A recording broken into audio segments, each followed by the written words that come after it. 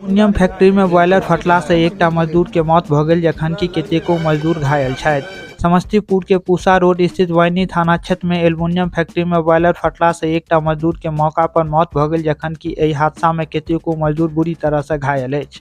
घायल मजदूर के इलाज के लेल अस्पताल भेज देल गेल अछि, जखनकि मृतक मजदूर के शव के पुलिस अपन कब्जा में ल क पोस्टमार्टम के लेल भेज देने अछि। घटना से इलाका में अफरा तफरी के माहौल बनि गेल अछि। मृतक के संख्या और बढ़ि जा सकैत अछि। भेट रहल जानकारी के अनुसार फैक्ट्री के प्रबंधक भागि गेल अछि। एहि घटना पर केओ किछु कहबाक लेल तैयार नहि अछि। प्राप्त जानकारी के अनुसार मौका पर पुलिस आबि गेल अछि।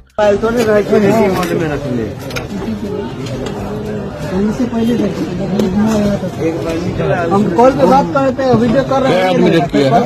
हमर पूरा एक तो बॉडी का है, हमर गिल गेले पूरा लगले रहा कि कहल का बोल